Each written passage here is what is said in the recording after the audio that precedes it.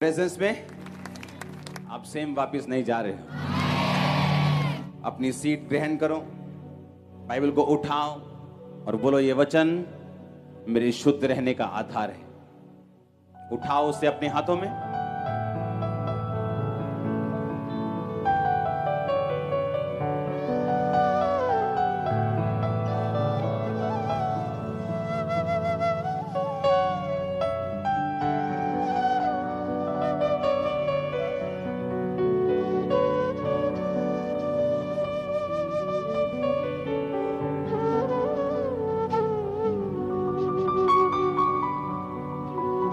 होंठों को खोलो कि परमेश्वर तेरा वचन आज मुझे समझ आए।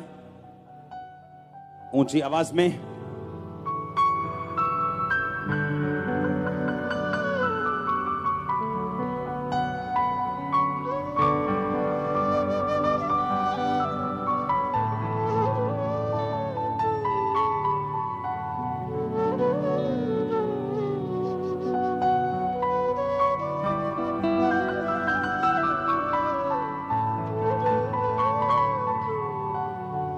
अपने हाथों को उठा के पवित्र आत्मा से मदद मांगो। खुदावंद तेरे वचन पर मनन करने के लिए मेरी मदद और सहायता कर। होंठों को खोल के ऊंची आवाज में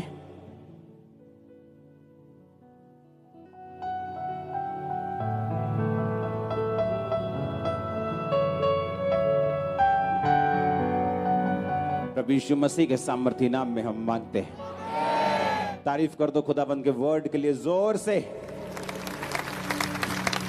हालेलुया। आज स्टडी का हफ्ता है आज। आमीन। अपने पेन कॉपीज निकाल लो। अगले कुछ हफ्ते हम बाइबल स्टडी करेंगे और मेरा ये बिलीव है कि जब हम ये बाइबल स्टडी करेंगे, अगर आपने पूरा ध्यान दिया, ये वर्ड आपको कभी भी सेम नहीं रहने देगा। जो भी आपके साथ जुड़ा हुआ है, जो भी घराना, जो भी बिजनेस, जो फाइनेंस, जो लाइफ, आप सेम नहीं रहने वाले। आमीन। दूसरा शमूएल 7 उसकी 1 से लेकर 9 आयत हम पढ़ेंगे।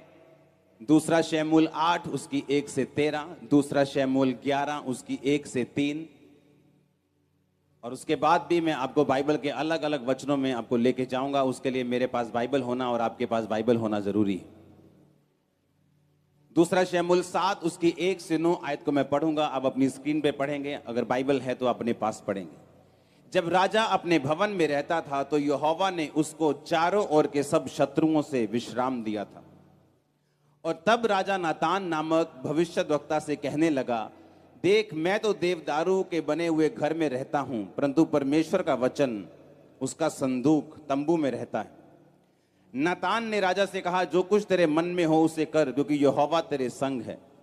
उसी रात को यहोवा का यह वचन नातान के पास पहुंचा, जाकर मेरे दास दाऊद से कहे, यहोवा ये कहता है कि क्या तू मेरे लिए निवास घर बनाएगा? क्या मेरे लिए तू मेरे निवास के लिए घर भी बनाएगा?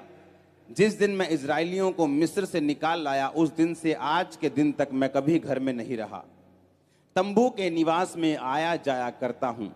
जहां जहां मैं समस्त इजराइलियों के बीच फिरता रहा, क्या मैंने कहीं इजराइल के किसी गोत्र से, जिससे मैंने अपनी प्रजा इजराइल की चरवाही करने को ठहराया है, ऐसी बात कभी कही कि तुमने मेरे लिए देवदारू का घर क्यों नहीं बनवाया? इसलिए अब तू मेरे दास दाऊद से ऐसा कह, सेनाओं का यहोवा यो कहता है कि मैंने तुझे भेड़शाला से और भेड़ बकरियों के पीछे पीछे फिरने से और इस मनसा से बुला लिया कि तू मेरी प्रजा इजराइल का प्रधान हो जाए। और जहां जहां कहीं तू आया गया, वहां मैं तेरे संग रहा और तेरे समस्त शत्रुओं का तेरे सामने से नाश किया। फिर मैंने तेरे नाम को पृथ्वी पर के बड़े बड़े लोगों के नाम के समान मैं महान कर दूंगा। सब बोलो आमीन। अगला वचन मैं पढ़ूंगा, दूसरा शमूएल 8 उसकी 1 से 13 आयत। इसके बाद दाऊद ने पलिश्तियों को जीतकर अपने अधीन कर लिया और दाऊद ने पलिश्तियों की राजधानी की प्रभुता उनके हाथ से छीन ली। फिर उसने मोआबियों को भी जीता और उनको भूमि पर लिटाकर डोरी से मापा और 2 डोरी के लोगों को घात किया और डोरी भर के लोगों को जीवित छोड़ दिया। तब मोआबी दाऊद के अधीन होकर भेंट ले आने लगे। फिर जब सोबा का राजा रहोब का पुत्र हददेजर महानद के पास अपना राज्य ज्यों का त्यों करने जा रहा था, तब दाऊद ने उसको जीत लिया। अब आप इसको घर जाके पूरा पढ़ेंगे और मैं पढ़ूंगा 13 आयत को। जब दाऊद लोन वाली तराई में 18,000 अरामियों को मारकर लौट आया, तब उसका नाम बड़ा हो गया। सब बोलो आमीन, बोलो आमीन। सबसे पहली आयत 2 शमूएल 7 उसकी 1 में लिखा, जब राजा अपने भवन में रहता था तो यहोवा ने उसके चारों ओर के सब शत्रुओं से उसको विश्राम दिया था। एक बात आपने हमेशा याद रखनी है, आज भी इंडिया अंग्रेजों के अधीन होता अगर वॉर ना होती, अगर लड़ाई ना होती, आजादी की जंग ना होती। हाँ या ना? हर एक पीस के पीछे, हर एक शांति के पीछे एक जंग है। अपने पड़ोसी से बोलो, बोलो हर एक पीस के, हर एक शांति के पीछे एक बड़ी जंग है। आमीन। अब यहां पे जब दाऊद को परमेश्वर ने विश्राम दिया तो बाइबल कहती है, आपको 2 तरीके से इसको समझना है। बाइबल कहती है कि परमेश्वर ने उसको चारों ओर के शत्रुओं से विश्राम दिया। विश्राम कैसे दिया? बाइबल कहती है हर बार उसको विश्राम से पहले उसको एक लड़ाई लड़नी पड़ती थी, उसको एक फाइट लड़नी पड़ती थी। और परमेश्वर का जब इसमें 2 चीजें सीखने वाली। बाइबल कहती है कि उसने कहा कि अब मैं विश्राम में हूं, अब मैं परमेश्वर का भवन बनाऊंगा। एक बात आपको हमेशा याद रखनी है, जब तक एक विश्वासी आराम में और विश्राम में नहीं जाता, वो उतना परमेश्वर का काम नहीं कर सकता जितना एक आराम वाला और परमेश्वर में विश्राम वाला व्यक्ति कर सकता है। आपको बात बड़ी, आज बाइबल स्टडी मुझे यहां बैठना पड़ेगा क्योंकि मुझे अलग अलग वचनों में आपको लेके जाना पड़ेगा और बाइबल मेरे पास होना जरूरी है। एक बात हमेशा याद रखो, अगर आपको मालूम है कि परमेश्वर ने आपसे वायदा किया कि मैं तुझे बेस्ट दूंगा, तेरा घराना बेस्ट होगा, तेरा तेरा तेरा परिवार बेस्ट होगा, तेरा फाइनेंस बेस्ट होगा। मैं ऐसे लोगों से पर्सनली जानता हूं जिनको 500 रुपए की जॉब आज से 15 साल पहले छूट जाती थी और वो धक्के खाते थे और परमेश्वर में बिल्कुल नए थे। आज मुझे कल एक मेरे दोस्त ने बताया कि आज उन लोगों की फैक्ट्रीज जल चुकी हैं, वो लोग ब्लेस्ड हैं क्योंकि परमेश्वर में लगातार वो चलते रहे, बने रहे, खड़े रहे। अब मेरी बात सुनो, परमेश्वर का मेन मकसद ये है कि आप उसकी महिमा करें और इसी तरीके से वो आपको ब्लेस करना चाहता है। बाइबल कहती है कि पौलुस ने कहा, तुमने जो मेरे दर्शन में मेरा साथ दिया, इसलिए ये कलीसिया जो आशीषित होगी और परमेश्वर तुम्हारी हर घटी को महिमा सहित मसीह यीशु में पूरा करेगा। हाँ या ना? इतना मालूम है कि नहीं? जोर से हालेलुया बोलो, जोर से। ये वचन आपको समझना बहुत ज्यादा जरूरी है। आज सुनो, परमेश्वर ने कहा मैं तुम्हें बेस्ट दूंगा, बेस्ट दाख दूंगा, बेस्ट पानी दूंगा, बेस्ट तेल दूंगा। हाँ या ना? इतनी समझ आई कि नहीं आई? अब हमें ये बात समझ आ रही है दाऊद के इन वचनों को पढ़ के कि जब वो विश्राम में था तब उसने बात की कि मैं यहोवा के भवन को बनाऊंगा।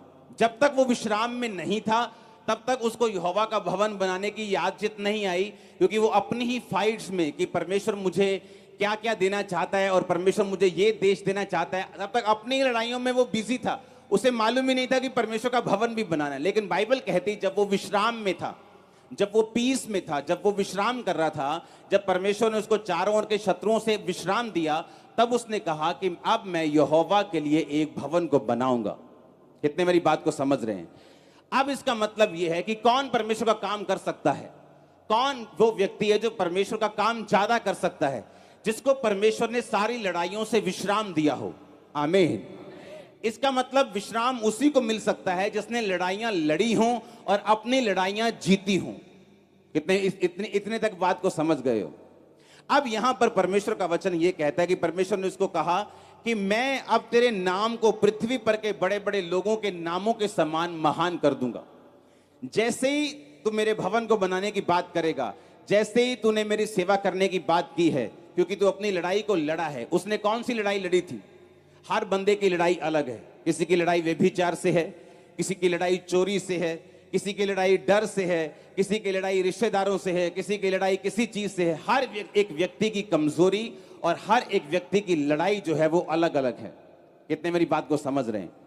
अब बाइबल कहती है उस लड़ाई को लड़ने के बाद और उसको जीतने के बाद ही आप परमेश्वर के काम को कर सकते हैं, क्योंकि परमेश्वर जब आपको विश्राम देता है तो परमेश्वर का काम हम अच्छी तरह से कर सकते हैं।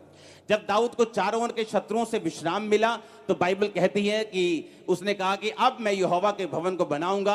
यहोवा तंबू के घर में रहता है, मैं देवदारू के घर में रहता हूं और मैं परमेश्वर के घर को बनाना चाहता हूं। जब परमेश्वर के सामने बात चली तो परमेश्वर ने कहा तू इस घर को नहीं बनाएगा, तेरा बेटा इस घर को बनाएगा, क्योंकि तेरे हाथों पे बहुत सारी लड़ाई है, इसलिए तेरा बेटा इस भवन को बनाएगा, लेकिन मैं तेरी गद्दी को बनाए रखूंगा और मैं तेरे नाम को बड़े बड़े लोगों के समान, इस पृथ्वी के बड़े बड़े लोगों के नाम के समान मैं महान कर दूंगा। मैं आपको यह वायदा करता हूं, अगर आप फाइट करते हैं, वो फाइट किससे है? अविश्वास से। वो फाइट किससे है? शैतान से। बाइबल कहती है दाऊद अरामियों से लड़ा, अम्मोनियों से लड़ा, हाँ, जो सबसे लड़ा और जीतता गया, और परमेश्वर जैसे वो जीतता गया उसको विश्राम देता गया। हमारी लड़ाई बाइबल कहती है कि मांस और लहू से नहीं है, हमारी लड़ाई जो है वो शैतान से है। आमीन। अपने पड़ोसी से पूछो तेरी लड़ाई क्या है, तेरी फाइट क्या है। आमीन। जब मैं मसीह में था, बीमारियां मेरी जिंदगी में थी, वो एक मेरी लड़ाई थी कि मैं बीमारियों को देखकर डॉक्टरों के पास चक्कर लगाता रहूं या मैं परमेश्वर पे भरोसा रखूं उन दुष्ट आत्माओं को लेकर, या मैं दूसरे बाबाओं के पास भी अब जाऊं, या परमेश्वर में अड़ा और खड़ा रहूं। क्या परमेश्वर जब मुझे चंगा ना भी करे तो क्या मैं परमेश्वर के साथ खड़ा रहूंगा, अड़ा रहूंगा, उससे प्यार करूंगा और अपनी लड़ाई को लड़ूंगा। पौलुस कहता मैंने अच्छी कुश्ती लड़ ली है, मैंने विश्वास की अच्छी लड़ाई को लड़ लिया है, मैं परीक्षाओं में नहीं बहका, मैं जब विश्राम था तब नहीं बहका, मैं किसी तरह से नहीं बहका, मैंने विश्वास की अच्छी कुश्ती को लड़ा है। अब बाइबल के वचनों को आपको ध्यान से समझने की जरूरत है। आपका बेटा नशा करता है, घर का सिलेंडर तक बेच देता है, जब आप चर्च में आते हैं तो ये आपके लिए एक फाइट है कि इसके बावजूद भी क्या आप परमेश्वर में खड़े रहते हैं? क्या इसके बावजूद भी आप परमेश्वर का पर विश्वास आपका कम तो नहीं हुआ? क्या आपने चर्च आना तो नहीं छोड़ा? क्या आपने परमेश्वर के साथ प्रेम करना तो नहीं छोड़ा? क्या आपने बाइबल पढ़नी तो नहीं छोड़ी? क्या आपने वचन पढ़ना तो नहीं छोड़ा? क्या आपके रोजे कम तो नहीं हुए? क्या आपने टाइट देना बंद तो नहीं किया? ये एक लड़ाई है और हर एक बंदे की लड़ाई जो है वो अलग अलग है। और बाइबल ये बात बताती है कि जो व्यक्ति विश्राम में रहता है वो ज्यादा काम कर सकता है उस व्यक्ति से जो लड़ाई में रहते हैं। अब लड़ाई आनी ही आनी है। बाइबल कहती है हर एक व्यक्ति अपना बोझ स्वयं उठाएगा। आमीन। मुझे अपना बोझ स्वयं उठाना है। मैं वचन सुन के अपने आप को तसल्ली दे सकता हूं, वचन पढ़ के अपने आप को तसल्ली दे सकता हूं, लेकिन जो लड़ना पड़ेगा वो मुझे खुद लड़ना पड़ेगा। अपने विश्वास को खुद बना के रखना पड़ेगा, अपनी प्रेयर लाइफ को खुद बना के रखना पड़ेगा, अपने रोजों को बना के रखना पड़ेगा। ये काम मुझे खुद करना पड़ेगा, क्योंकि परमेश्वर ने कहा हर एक व्यक्ति अपनी लड़ाई खुद लड़ेगा। दाऊद की लड़ाई क्या थी? दाऊद की लड़ाई ये थी, परमेश्वर ने कहा मैं तुझे भेड़शाला से बुलाया, जब तू भेड़ों के पीछे पीछे फिरता था तब मेरी आंखें तुझ पे थी। और बाइबल कहती है उसके भाई राजा की सेना में थे और सारे पाप में थे।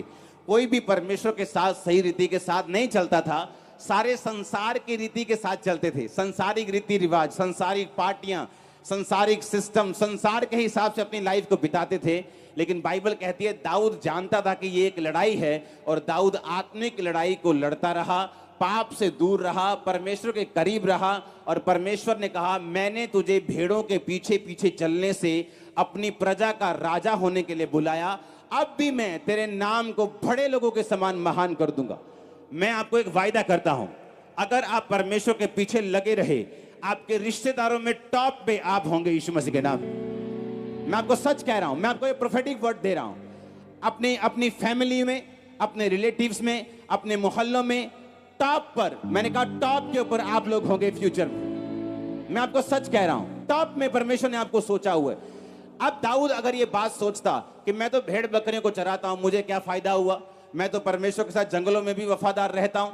आपकी लाइफ में भी जंगल का एक्सपीरियंस आ सकता है, जब आप अकेले हो जाते हैं परमेश्वर में, लोग आपको पूछते नहीं, रिश्तेदार नहीं पूछते, शैतान आपको तंग करता है, बीमारियां तंग करती हैं, परीक्षाएं तंग करती। बाइबल कहती है दाऊद उन दिनों में भी परमेश्वर के साथ वफादार रहा, क्योंकि हर एक लड़ाई के बाद एक शांति आपकी लाइफ में जरूर आती है। और जब वो शांति आती है आप उतना ही परमेश्वर का कार्य कर सकते हैं। बाइबल कहती है दाऊद के राज्य से भी ज्यादा जो राज्य था वो सुलेमान का बढ़ा। और अगर आप बाइबल को ध्यान से पढ़ें तो सुलेमान ने अपने पिता के आधी लड़ाइयां भी, चौथा हिस्सा भी लड़ाइयां नहीं लड़ी थी। क्योंकि सारी लड़ाइयां दाऊद लड़ गया था। उसने विश्राम में प्रवेश किया और कुछ लड़ाइयां लड़ी, और उसके बाद वो परमेश्वर का जितना काम वो कर सका उतना दाऊद नहीं कर सका। जितना भवन उसने बनाया वो दाऊद नहीं बना सका। और अब परमेश्वर आपको विश्राम देना चाहता है। बाइबल कहती है कि उसने आपको विश्राम में प्रवेश करने के लिए बोला है। एक विश्राम स्वर्ग वाला है, एक विश्राम नीचे वाला है। मैं आपको धरती के विश्राम की बात कर रहा हूं, स्वर्ग के विश्राम की भी बात कर रहा हूं। अब परमेश्वर ये चाहता है, उसने कहा कि मैं तेरे नाम को पृथ्वी पर के बड़े नामों के समान कर दूंगा। आपका नाम बहुत ऊंचा होने वाला, ये परमेश्वर ने मुझसे कहा है। मैं आपको सच कह रहा हूं। अगर आपने अगर आपने आज की बाइबल स्टडी को, ये लगातार चलेगी बड़ी मीटिंग तक, जब तक आगे अगस्त की बड़ी मीटिंग आ रही, बड़ी मीटिंग तक ये लगातार बाइबल स्टडी चलेगी। अपने कॉपी, अपने पेन अपने साथ लेके आओ, क्योंकि आप सेम नहीं रहने वाले अगर आप इस वचन को समझ गए तो। अब अगर आप सेम 8 बाब की जो हमने आयत 13 को पढ़ा है, जब बाइबल कहती है कि दाऊद फलिश्तियों के साथ लड़ा, बाइबल कहती है उसके बाद दाऊद अरामी, हद्देदेजर, ये वो उन सब लोगों के साथ लड़ा, तो 13 आयत में लिखा कि दाऊद लोन वाली तराई में 18,000 अरामियों को मार कर आया, तब उसका नाम बड़ा हो गया। सब बोलो आमीन। परमेश्वर ने उससे कहा था कि मैं तेरे नाम को बड़ा करूंगा, मैं तेरे नाम को महान करूंगा। और बाइबल कहती है जैसे जैसे वो लड़ता गया और वैसे वैसे उसका नाम जो था वो ग्रेट होता गया। जब भी आप परमेश्वर को देखेंगे बाइबल में, उसने वायदा किया, उसके बाद उसने कहा अब तुम्हें लड़ना होगा, लड़ाई के बाद मैं तुम्हें विश्राम दूंगा, विश्राम के बाद तुम मेरा काम करोगे, मेरा काम करने के बाद तुम्हें आशीष मिलेगी, तुम्हारा नाम और महान होगा। कितने मेरी बात को समझ रहे हैं? अब अगर हम दूसरा शमूएल 11 उसकी 1 से 3 आयत को पढ़ेंगे, उसमें लिखा, फिर जिस समय राजा लोग युद्ध करने को निकला करते हैं, उस समय अर्थात वर्ष के आरंभ में दाऊद ने योआब को और उसके संग अपने सेवकों और समस्त इस्राएलियों को भेजा, और उन्होंने अम्मोनियों का नाश किया और रब्बा नगर को घेर लिया, परंतु दाऊद यरूशलेम में रह गया। सांझ के समय दाऊद पलंग पर से उठकर राजभवन की छत पर टहल रहा था, और छत पर उसको एक स्त्री जो अति सुंदर थी नहाती हुई दिखाई पड़ी। तब दाऊद ने भेजकर उस स्त्री को पुछवाया, और किसी ने कहा, क्या ये एलियाम की बेटी और हित्ती उरिया की पत्नी बैतशेबा नहीं है?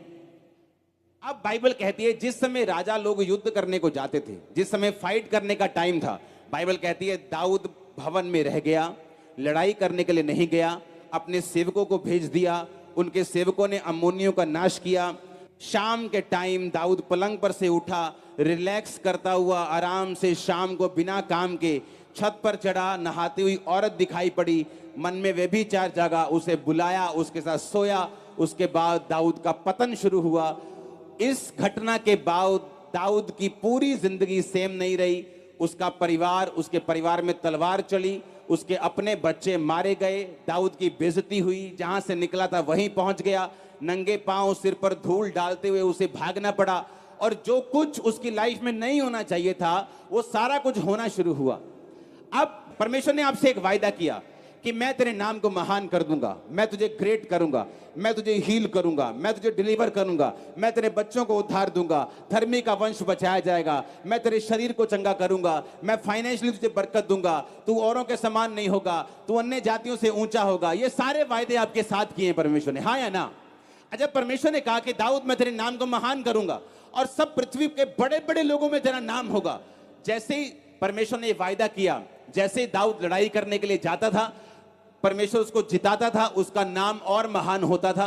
और अब लड़ाई का समय था, और बाइबल कहती है दाऊद रिलैक्स हो गया और बैठ गया, और अपने स्टाफ को कहा जाओ लड़ो, मैं यहाँ पे पलंग में बैठा हूँ, आराम कर रहा हूँ। और शाम को जैसे ही वो राजभवन की छत पे गया तो वहां पे एक औरत देखी और व्यभिचार में फंसा। उसके बाद दाऊद की जिंदगी सेम नहीं रही। हम पूरी बाइबल में क्या देखते हैं कि परमेश्वर ने आपके साथ एक वायदा किया है कि मैं तेरे बच्चों को बचाऊंगा, तेरी फैमिली बचाई जाएगी, तू बच, तेरा घराना बचाया जाएगा, तेरा हस्बैंड बचाया जाएगा, तेरे नशे वाले बच्चे बचाए जाएंगे। लेकिन इन सब वायदों के साथ परमेश्वर की एक इंस्ट्रक्शन जुड़ी है जो परमेश्वर ने दाऊद को दी थी कि जब जब तू लड़ेगा मैं तेरे नाम को क्या करता जाऊंगा, महान करता जाऊंगा। अब लड़ने का समय था, हालेलुया। संडे किसका टाइम है? बोलो लड़ने का। लेकिन हम कहां हैं? हम पार्टी अटेंड करने के लिए गए हैं। हमारा दोस्त आ गया अमेरिका से, हम उसके साथ बिजी हैं। अपने पड़ोसी से पूछो तेरी लड़ाई क्या है? क्या वो बीमारी है?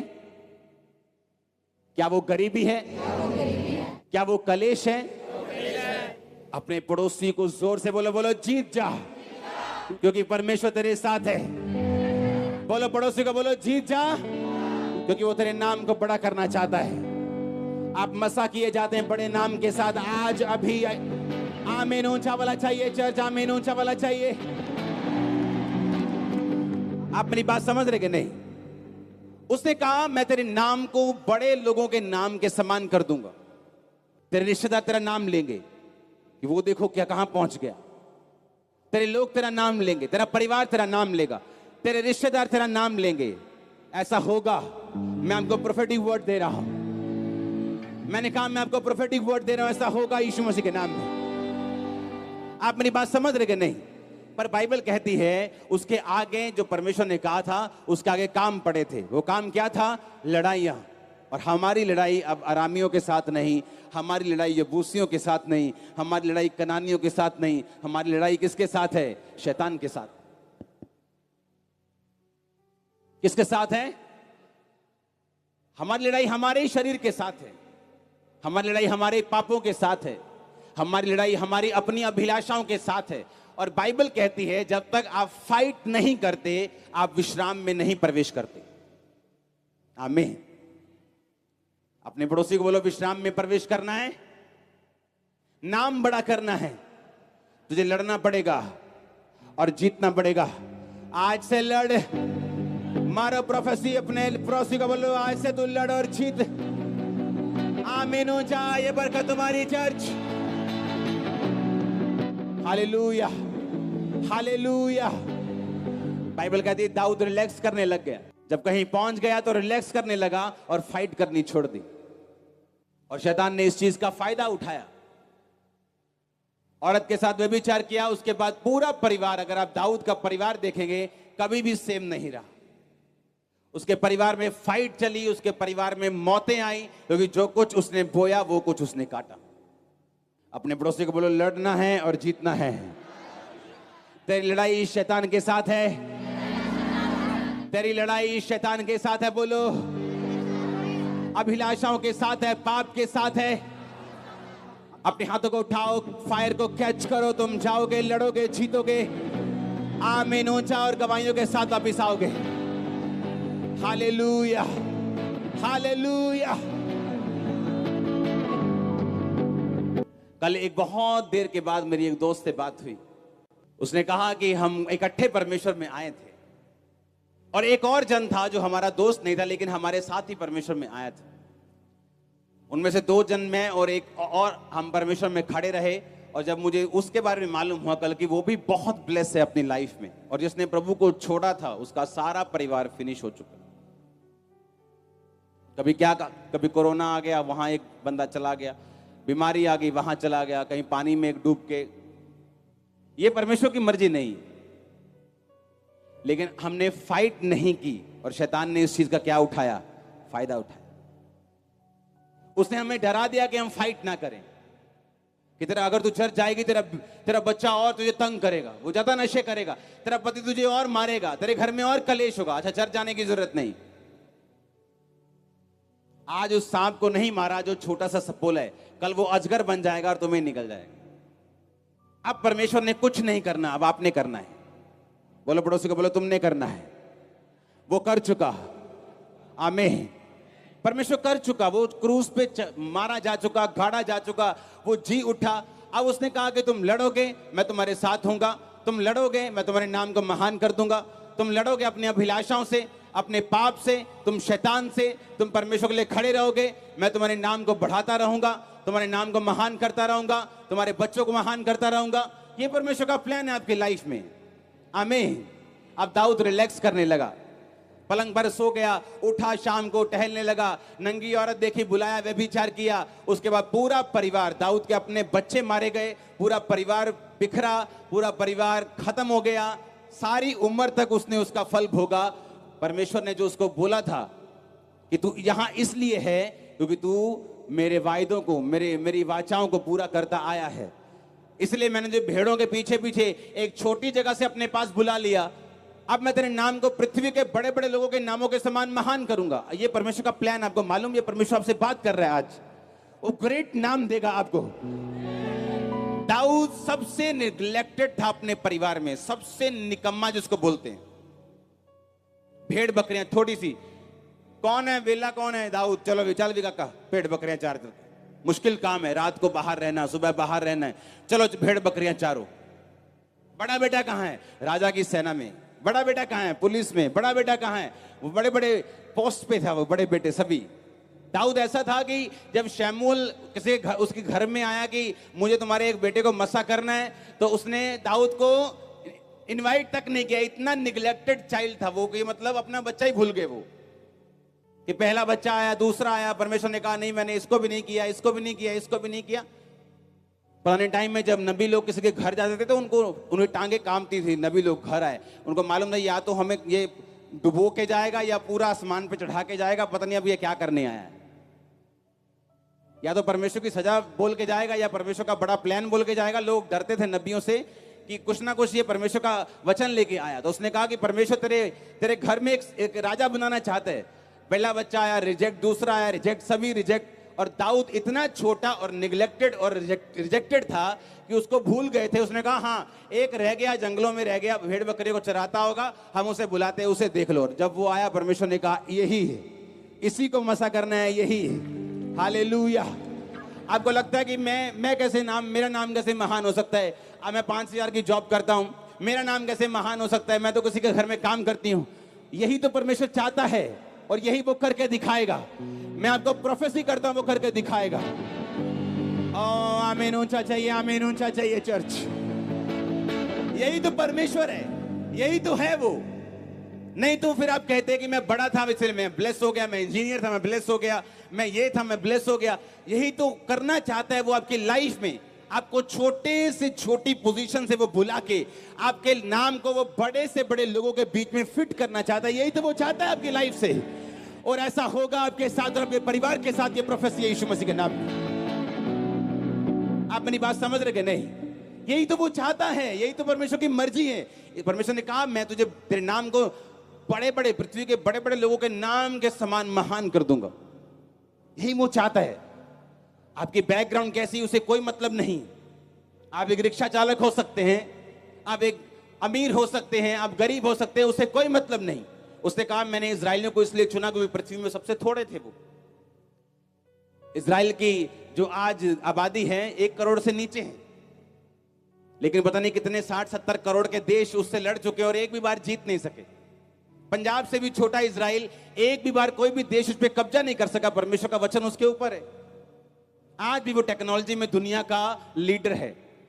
हाँ आज भी हथियारों में वो लीड करता है, टेक्नोलॉजी में वो लीड करता है, फोन्स बनाने में वो लीड करता है, हर चीज में इजराइल लीड करता है। एग्रीकल्चर में वो लीड करता है, अगुवाई करता है लोगों की। और परमेश्वर ने कहा मैंने इजरायली लोगों को इसलिए नहीं चुना था कि वो बहुत बड़े या समझदार थे, वो सबसे छोटे थे। मैंने उन्हें चुन लिया और आज दुनिया में एग्जाम्पल बना दिया कि कोई उन पर कब्जा नहीं कर सकता। वही परमेश्वर तो आपका परमेश्वर है। तब यहोवा परमेश्वर अन्य जातियों को पूछता भी नहीं था, लेकिन बाइबल कहती मसीह में आने के बाद अब्राहम की जो आशीष है वो अन्य जाति तक पहुंचेगी। आज आप और मैं उसकी संतान बन सकते हैं और हैं। आमीन। अगर हम उस पर भरोसा रखें कि परमेश्वर ने आपको फालतू में नहीं चुना, उसने आपको फालतू में नहीं बनाया। उसकी आपकी लाइफ में परमेश्वर का एक मकसद है। वो चाहता है उस मकसद को आप समझें। वो चाहता है कि आप क्विट ना करें, वो चाहता है कि आप पीछे ना हटें, वो चाहता है कि आप हटे ना, वो चाहता है कि आप डरे ना। इसलिए बाइबल में कितनी बार लिखा है मत डर मैं तेरे साथ हूं। तुम्हें लड़ना होगा, आज से लड़ने की अनॉइंटिंग ग्रहण करो यीशु मसीह के नाम में अपने परिवारों समेत। आमीन। वो लड़ाई मेरी थी। रोज घर जाना, कोई परिवार वाला नहीं, परिवार के साथ फाइट। काम कब करेगा, काम कब करेगा, काम कब करेगा, काम कब करेगा। चर्च जाना बंद कर, चर्च। 2 ही चीजें थी बस, काम करेगा और चर्च जाना कब बंद करेगा। ये मेरी घर में लड़ाई थी। पर्सनल लड़ाई थी, बीमारियां मेरी लाइफ में थी, दुष्ट आत्माओं के अटैक होते थे। अगर बाहर जाओ तो क्रिश्चियन भी कई विरोध करते थे, सब तरह लड़ाई झगड़े थे। लेकिन आज कितनी शांति है। अगर मैं उस लड़ाई को ना लड़ा होता, मेरे एक जानकार को उसकी फैमिली वापस ले गई। मसीह में गया तो दुकान नहीं देंगे, मकान नहीं देंगे,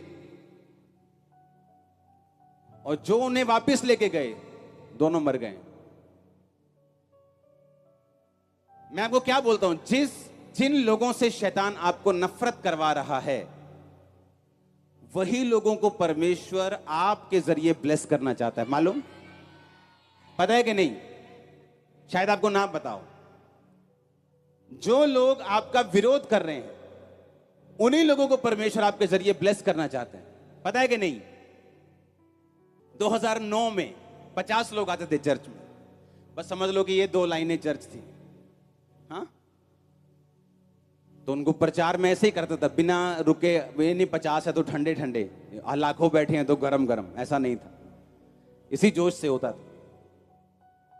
उनको प्रचार कर रहा था मैं, और शाम को मेरे गोडाउन पे जो लाखों का सामान था, सैनिटरी का, टाइल्स का, लोगों ने आग लगा दी। अगले दिन आए चर्च वाले 50-60 लोग, बम मारा हुआ जी, बम मारा है पास, तो बीबियां कर दिया। मैंने कहा तुम वचन पढ़ते हो क्या? उसने कहा हाँ। मैं क्या लिखा वचन में?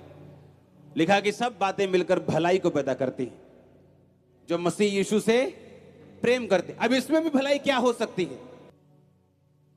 वो शायद मेरी परीक्षा थी कि मैं क्या बोलता हूं। अभी इस सेवकाई जस्ट स्टार्ट हुई है और आग लग गई, और फायर ब्रिगेड को फोन कर, दंगे हुए थे तब शहर में, कोई संत मर गया था कहीं बाहर, वियना ऑस्ट्रिया में, कोई गोली मार दी थी, और यहाँ पे लोगों ने पूरे आग लगा दी थी सब जलंधर में। तो उसमें हमारा गोडाउन भी था। और जब वो गोडाउन जला तो अब शैतान ने मुझे बोला कि अब क्या करेगा तू, अब प्रीच कर। तो यही बिजनेस की तो बड़ी गवाहियां देते हैं, प्रभु ने ब्लेस किया, मुझे ब्लेस किया, अब तेरा बिजनेस भी चला दिया, ले अब गवाही दे तू। अब मुझे या तो लड़ना है या पीछे हट जाना है। तब मैंने लड़ने का फैसला किया। मैंने कहा नहीं, मैं फाइट करूंगा। सब बातें मिलकर भलाई को पैदा करती है। वचन मेरा हथियार होगा, ये मेरी लड़ाई का तलवार होगी। इस तलवार से मैं लड़ूंगा शैतान के साथ, कि सब बातें मिलकर भलाई को पैदा करती। तब क्या हुआ, वो चर्च जो 50 से शुरू हुई थी, उसी साल 500 से ज्यादा क्रॉस कर गई थी। वो जो अप्रैल में स्टार्ट हुई थी, क्रिसमस 500 लोगों में थे हम, और ऑलमोस्ट जलंधर के सब पास्टर से मैं क्रॉस कर गया था सिर्फ उसी साल में। और खड़ा रहा और अड़ा रहा। और जिन लोगों ने मेरा गोडाउन जलाया, वो लोग मुझे मालूम थे। अब मैं केस कर सकता था उन पे, उनको फंसाता। लेकिन जिस जाति ने मेरा गोडाउन जलाया 2009 में, शायद 9 में, 8 में, और मैंने उनको कुछ नहीं कहा और माफ कर दिया, उसी जाति से परमेश्वर ने मेरी वाइफ मुझे दी है। तो जिस जाति ने शैतान ने जिसको यूज किया मेरा नुकसान करने के लिए, जब मैं प्रभु में खड़ा रहा, मेरी लाइफ की बिगेस्ट ब्लेसिंग भी उसी से आई है। क्या बोलता हूं मैं? फाइट करो। आप समझ रहे कि नहीं? आप समझ रहे कि नहीं? शैतान दिखाना चाहते हैं कि जो प्रभु कर रहा है वो सही नहीं, जो परमेश्वर कर रहा है वो सेंसलेस है, जो परमेश्वर कर रहा है वो सही नहीं। आपकी लाइफ में ऐसा टाइम आएगा जब साइलेंट टाइम होगा, आपको लगेगा कि कहां काम हो रहा है परमेश्वर का।